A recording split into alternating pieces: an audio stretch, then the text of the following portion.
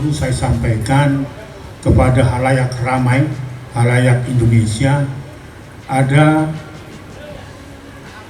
kimia atau senyawa kimia yang ada pada produk-produk plastik yang seringkali kita gunakan untuk memberikan makanan kepada anak kita, membuat susu, lalu kemudian ya tadi disebutkan ada galon isi ulang yang saat ini oleh dunia harus diwaspadai.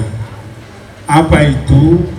Itu yang disebut namanya senyawa kimia BPA ya, bisphenol yang berbahan polikarbonat yang saat ini sedang menjadi bahan perbincangan semua orang. Karena apa Bapak Ibu, bahwa galon daur ulang termasuk produk-produk plastik yang digunakan oleh ibu-ibu atau kita yang hadir di sini sebagai bahan untuk mentransformasi bahan-bahan berbahaya itu dalam bentuk air. Ya. Jadi ketika ada, katakanlah kita membuat susu pada anak kita, kita gunakan alat yang terbuat dari plastik dan mengandung polikarbonat yang tadi, senyawa kimia yang cukup berbahaya yang oleh Badan POM di seluruh dunia menyatakan dapat menjadikan ibu-ibu hamil menjadi terkontaminasi dengan air yang bermigrasi dari sebuah produk plastik ke minuman anak-anak. Itu dapat mengancam kanker otak, kanker hati, ya. Lalu kemudian juga dapat mengancam reproduksi. Karena apa? Karena dia mengandung BPA yang disebut dengan senyawa kimia yang berbahaya. Tidak mengandung bisphenol tadi, BPA yang disebut dengan yang mengandung polikarbonat, yaitu yang disebut dengan senyawa kimia itu. Ini sedang menghantui kehidupan bangsa Indonesia, khusus keluarga di Indonesia. Karena apa? Karena saat ini tidak ada warning, tidak ada peringatan di dalam semua produk yang ada seperti apa yang di depan kita. Tapi ini kalau kita periksa tidak ada kodenya itu. Biasanya harus ada kode yang disebut namanya tanda segitiga. Ini paling tidak ada tanda-tanda warning yang Bapak Ibu lihat di galon isi ulang misalnya, itu harus ada tanda kuning segitiga, itu maksimal dan itu bisa dipakai karena itu tidak mengandung sangat berat dan seterusnya. Nah, maka ini masih di minuman, Pak. Tetapi kalau misalnya di bahan-bahan katakanlah plastik yang misalnya botol susu untuk anak-anak, lalu untuk makanan bubur anak-anak itu, dan semua yang bersumber dari plastik itu, kalau tidak ada warning dari A7 itu artinya dia tidak terbebas dari bisphenol atau BPA yang mengandung polikarbonat itu. Katakanlah begini Pak Kiai, ada galon isi ulang yang tidak ada tanda-tandanya itu. Dia biasanya airnya kan dikonsumsi untuk bikin susu, dispenser dan sebagainya. Itu airnya itu akan bermigrasi ya, ketika kita menggunakan galon isi ulang yang tidak bebas BPA tadi, dia akan bisa mengancam kesehatan anak, khususnya ibu-ibu ya yang sedang mengandung, kemudian janin yang masih dalam kandungan, dan anak-anak yang saat ini membutuhkan konsumsi air dan seterusnya. Itu harus hati-hati. Oleh karena itulah Komnas Perlindungan Anak mendorong pemerintah untuk segera mensahkan Perka nomor 31 tahun 2018 tentang label pangan olahan yang saat ini sedang parkir di Seknek yang diusulkan oleh Badan POM. Sudah begitu banyak perjuangan agar PRK itu disahkan segera, agar itu menjadi regulasi untuk memberikan rasa nyaman dan perlindungan bagi anak-anak kita. Karena saat ini produk-produk plastik dari beberapa negara yang diimpor itu tidak memberikan warning terhadap apakah plastik itu, produk plastik itu betul-betul bebas dari BPA yang mengandung bahan poliakrilat. Saya kira ibu-ibu di rumah coba mulai cek sekarang apakah produk-produk plastik yang kita gunakan untuk katakanlah membuat susu untuk anak, makanan untuk anak kita betul-betul bebas dari situ. Karena regulasinya belum ada, maka saat ini Badan POM sudah merumuskan ya, naskah itu, baik itu naskah perubahan dari Perkal POM nomor 31 tahun 2018 tentang label olahan pangan itu segera mungkin disahkan. Oleh karena itu saya hadir di sini sangat-sangat mengharapkan dukungan kita semua agar PRK itu segera mungkin disahkan melalui pengesahan Bapak Presiden, agar itu menjadi regulasi yang dapat melindungi anak-anak dari bahaya BPA yang mengandung bahan polikarbonat, produk plastik, baik itu seperti galon daur ulang dan sebagainya, dapat peringatan lagi. Oleh karena itu saya berharap, saya kira negara tidak boleh kalah oleh kekuatan industri demi keselamatan dan kesehatan anak. Itu harapan saya. Terima kasih. Mudah-mudahan apa yang saya sampaikan bisa menjadi bahan diskusi kita. Terima kasih. Tadi kita sudah mendiskusikan tentang terkait dengan RUU pengawasan obat dan makanan. Saya kira nanti habis sesi sudah selesai. Tinggal ditulis masukan-masukan, rekomendasi-rekomendasi daripada para mufakisin itu.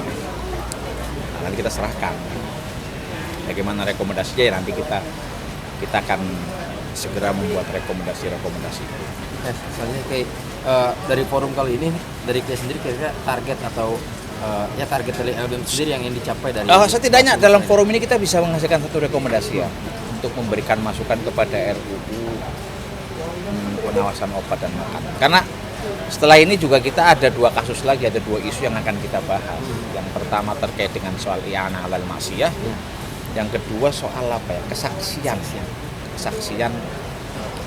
bagi korban kekerasan seksual itu juga perlu ditindaklanjuti juga.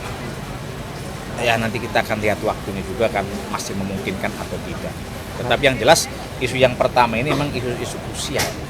Salah satu isu visual yang memang dibahas di forum ini. Ini sebagai untuk menyambut peringatan 1 abad NU, sehingga nanti kita ada kontribusi ya.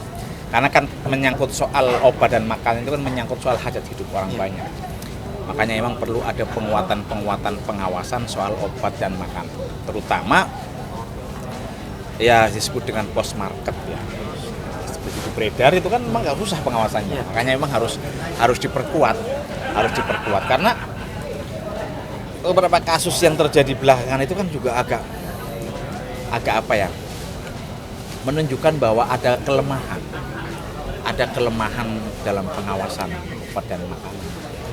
Terutama yang terkait dengan gagal ginjal anak-anak itu kan disebabkan karena salah minum obat, apa karena obatnya itu ya nggak salah, cuma karena mengandung zat tertentu yang berlebihan sehingga menyebabkan gagal ginjal. Ini menjadi bukti kelemahan pengawasan terhadap obat. Belum lagi kasus-kasus yang lain. Dan menurut saya ini kita tidak juga bisa dengan serta-merta menyalahkan sudah saatnya lah, jangan saling menyalahkan lah. Menurut saya tidak perlu menyalahkan, oh salah BPOM ini belum tentu juga gitu. Bisa jadi karena mungkin kewenangan BPOM misalkan, bisa jadi itu kewenangan BPOM misalkan tidak sampai menjangkau itu misalnya, atau hal-hal lain yang perlu didiskusikan gitu, yang perlu dibicarakan dengan baik-baik. Karena sudah terjadi gitu, kalau sudah terjadi masa kemudian saling menyalahkan pun juga nggak ada artinya kan. Tetapi bagaimana kejahatan-kejahatan ini bisa memberikan introspeksi kepada kita semua itu, betapa pentingnya ada pengawasan obat dan makanan setelah dia itu ketika sudah beredar, itu menjadi penting. Terakhir dari target yang tadi sampaikan bahwa apakah nanti hasil rekomendasi dari Bawaslu masyarakat ini akan didorong sebagai sebuah bentuk undang-undang mungkin atau bukan ini kan masih RUU. Ya. Kita akan dorong rekomendasi kita nanti itu agar bagaimana diusahakan lah, bagaimana diusahakan itu. Diusahakan bagaimana rekomendasi itu bisa nanti diterima sehingga nanti bisa masuk untuk memberikan masukan-masukan atau pengkayaan terhadap RUU tersebut. Jadi dia nanti itu jadi salah satu materi dalam nanti. Saya kira itu harapan kita. Semoga aja sih hasil rekomendasinya itu bisa diakomodir. Iya, secara nyata ya, kasus gagal ginjal misalnya ya, itu kan ada ratusan anak-anak meninggal dunia karena kelalaian negara, kelalaian pemerintah. Itulah yang mendorong betapa pentingnya peraturan Badan POM tentang pengawasan terhadap produk-produk yang dapat membahayakan kesehatan masyarakat, khususnya anak dan perempuan. Karena memang beberapa bulan lalu di tahun 2022 kita dikejutkan dengan ratusan anak-anak gagal ginjal yang di luar nalar kita. Kok bisa terjadi dan itu tidak dilaporkan oleh pemerintah? Itu karena apa? Tidak ada regulasi yang ada dimiliki oleh negara ini, dalam hal ini Badan POM misalnya, melakukan pengawasan terhadap produk-produk obat itu. Itu kelemahannya. Akibatnya persoalan kesehatan anak itu menjadi krusial. Maka saya kira diskusi publik selama ini bagaimana mendorong supaya pemerintah atau negara ini mempunyai undang-undang tentang pengawasan obat, makanan, dan kesehatan dan seterusnya, yang saat ini masih terus jadi bahan diskusi tetapi tidak pernah ada wujudnya. Yang kedua tentu kita apresiasi kepada Badan POM yang sudah mengeluarkan Perka 31 tahun 2018 tentang label pangan olahan. Itu bagian dari kontrol terhadap produk-produk, termasuk produk yang plastik yang digunakan dalam obat-obatan dan sebagainya, termasuk juga adalah air minum kemasan dan sebagainya, ada yang daur ulang dan sebagainya, yang menurut catatan Badan POM dunia termasuk Indonesia itu cukup berbahaya. Nah itu nggak ada labelnya. Nah, apa keberatannya industri untuk memberikan peringatan-peringatan itu? Itu yang kita dorong.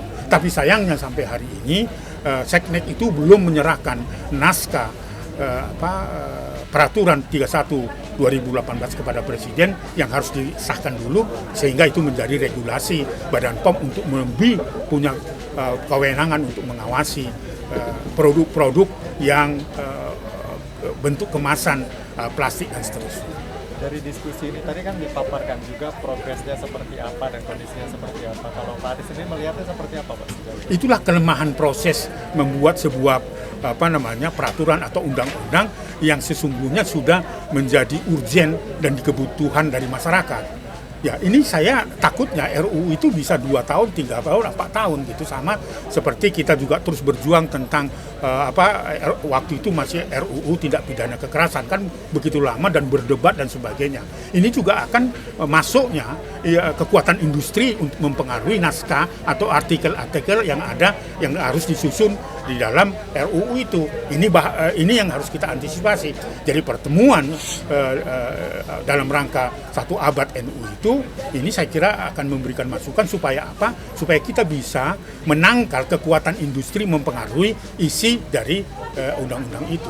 Karena di beberapa undang-undang kan pernah terjadi seperti itu, undang-undang tentang tembakau dan sebagainya itu tiba-tiba hilang pasalnya ya, pasal 13 Saya waktu itu ingat. Nah ini juga jangan sampai ini terus terulur-ulur karena intervensi industri. Karena kan ada aturan nanti di RUU itu.